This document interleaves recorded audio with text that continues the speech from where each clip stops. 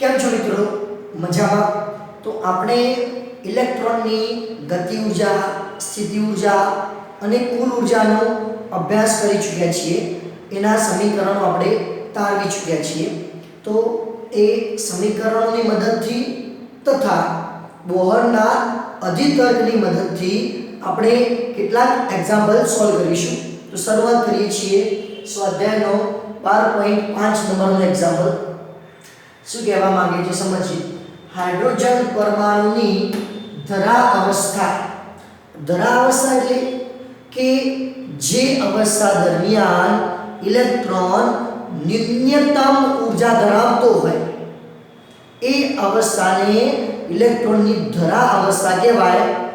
અને જ્યારે એ ઇલેક્ટ્રોન ધરા અવસ્થામાં હોય ત્યારે એનો ક્વોન્ટમ નંબર n બરાબર 1 જોવા મળે છે.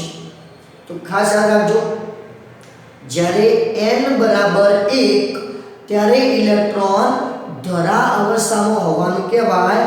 એની ઉર્જા લઘુત્તમ હોય. ત્યારબાદ ઇલેક્ટ્રોન n બરાબર 2 માં આવે. સમજાવજો, જોઈ લેજો. n બરાબર 1 તો એને ધરા અવસ્થા.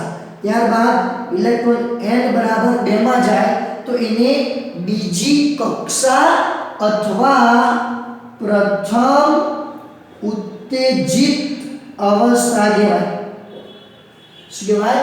બીજી કક્ષા અથવા પ્રથમ ઉત્તેજિત અવસ્થા. ત્યારબાદ n બરાબર 3 માં જાય તો ત્રીજી કક્ષા અથવા બીજી ઉત્તેજિત અવસ્થા કહેવાય. તો યાદ રાખજો, n નો જે ક્રમ હોય એના કરતા એક ઓછી ઉત્તેજિત અવસ્થા કહેવાય. n બરાબર 3 તો બીજી ઉત્તેજિત અવસ્થા. હા, કક્ષા કહેવું હોય તો ત્રીજી કક્ષા. આની વાત કરું તો બીજી કક્ષા. આની વાત કરું તો પહેલી કક્ષા.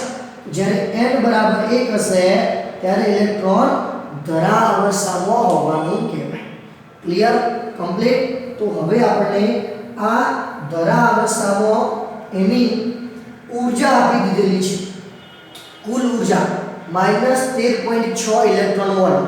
તો એની ઇલેક્ટ્રોનની ગતિ ઉર્જા અને સ્થિતિ ઉર્જા શોધવાની છે. તો જો આ રકમમાં તમને કુલ ઉર્જાની કિંમત આપી દીધેલી છે, ના આપેલી હોય તો પણ આપણે ઇલેક્ટ્રોનની કુલ ઉર્જાનું સમીકરણ તારવી ચૂક્યા હતા. -13.6 Z2/n2 ઇલેક્ટ્રોન વોલ્ટ. આ આપણે ઇલેક્ટ્રોનની કુલ ઉર્જાનું સમીકરણ તારવી ચૂક્યા હતા. એની અંદર આપણને હાઇડ્રોજનની વાત કરવાની છે. તો હાઇડ્રોજન માટે પરમાણુ ક્રમાંક Z બરાબર 1. n કઈ અવસ્થા છે? ધરા અવસ્થા. ધરા અવસ્થા માટે n બરાબર 1 આવું થશે. હાઇડ્રોજન માટે Z બરાબર 1 અને ધરા અવસ્થા માટે n બરાબર 1 મૂકતા તો શું કિંમત મળશે? E બરાબર -13.6 ઇલેક્ટ્રોન વોલ્ટ. તો એ આપણને રકમમાં સીધી જ આપેલી છે. તો એની ગતિ ઉર્જા અને સ્થિતિ ઉર્જા લાવવાની છે. તો શું સંબંધ હતો? કુલ ઉર્જા E બરાબર માઈનસ ગતિ ઉર્જા. આ સંબંધ હતો. E બરાબર -k.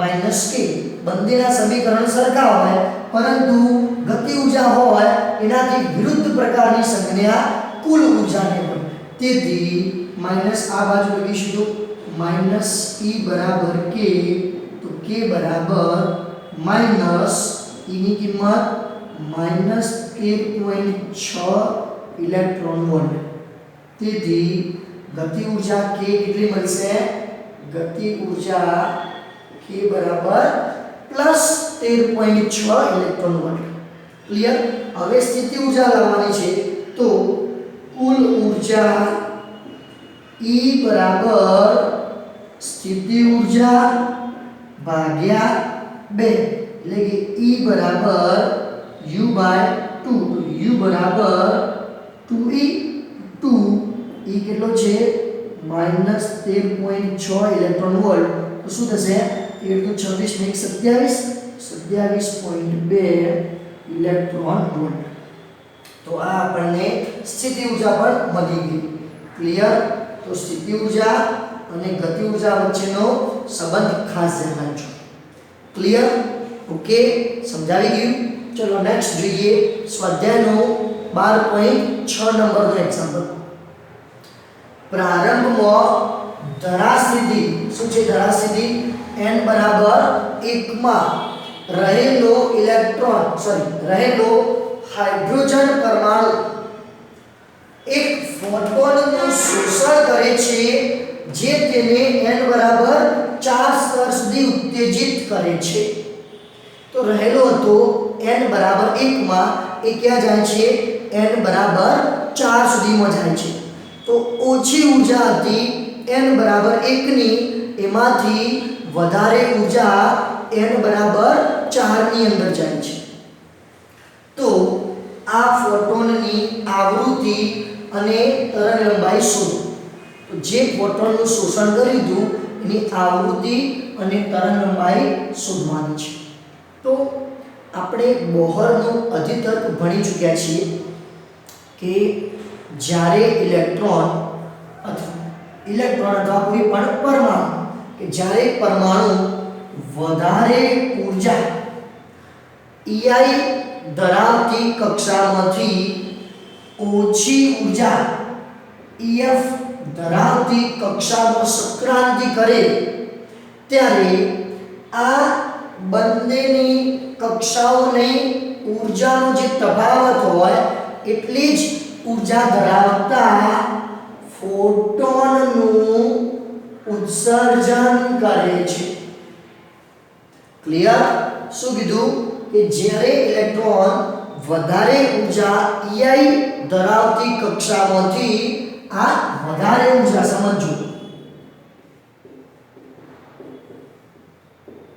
એ વધારે ઊર્જા ધરાવતી કક્ષામાંથી ઓછી ઊર્જા ધરાવતી કક્ષા EF માં સંક્રાંતિ કરે ત્યારે બંનેની કક્ષાઓની ઊર્જાનો જે તફાવત હોય છે એ જ તફાવત જેટલી ઊર્જા ધરાવતા ફોટોનનું ઉત્સર્જન કરે છે તો હવે ઉલટું કે જો ફોટોન અથવા ઇલેક્ટ્રોન ઓછી ઊર્જામાંથી વધારે ઊર્જામાં સંક્રાંતિ કરે ત્યારે તે આ બંને વચ્ચે જે ઊર્જાનો તફાવત હોય છે એ જ તફાવત જેટલી ઊર્જા ધરાવતા ફોટોનનું શોષણ કરે છે શું કરે છે શોષણ અહીંયા શું થશે ઉત્સર્જન થશે ક્લિયર તો વધારે હોય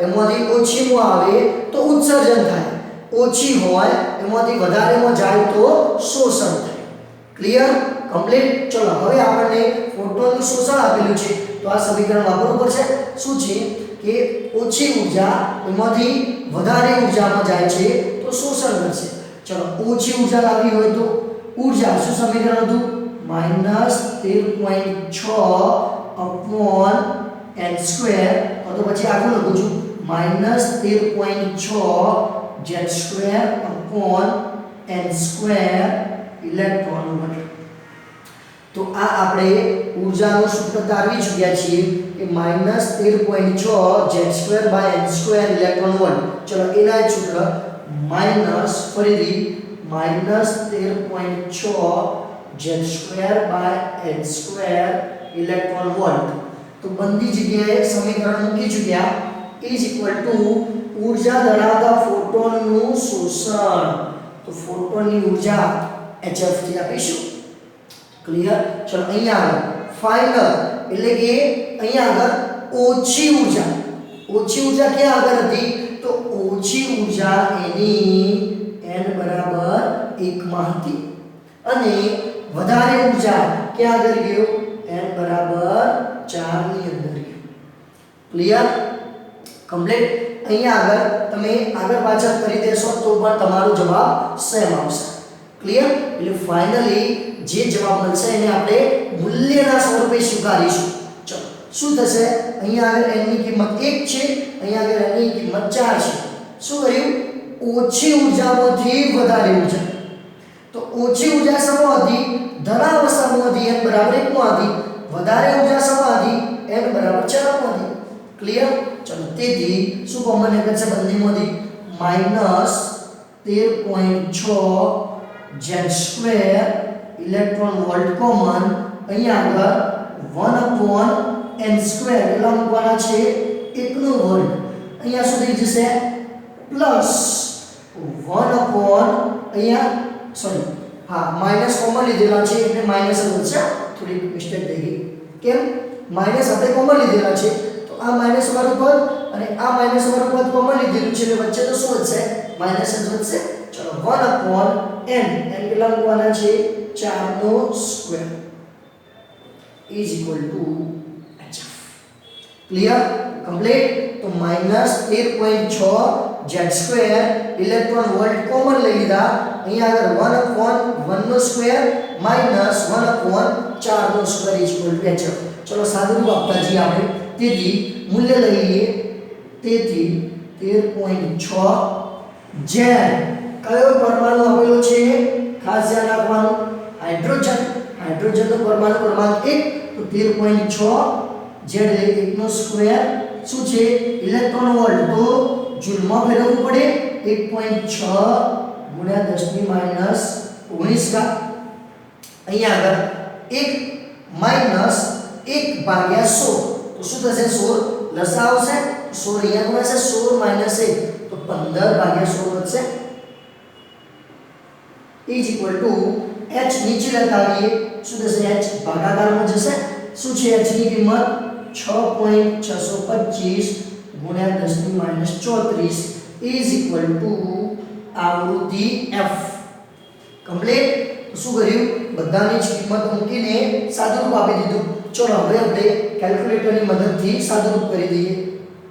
13.6 ગુણ્યા 1.6 ગુણ્યા 15 ભાગ્યા બ્રેકેટની અંદર 16 ગુણ્યા 6.625 બ્રેકેટ પૂરો. જવાબ છે 3.079 3.079 ગુણ્યા ચલો ઘાતની વાત કરીશું તો -34 ઘાત છે. ઉપર જશે તો +34 34 -19 તો 10⁻15 ઘાત વધશે. હર્ટ્ઝ ઇઝ ઇક્વલ ટુ આવૃત્તિ f. તો આ આપણને એક જવાબ મળી ગયો. કેટલી આવૃત્તિ હશે?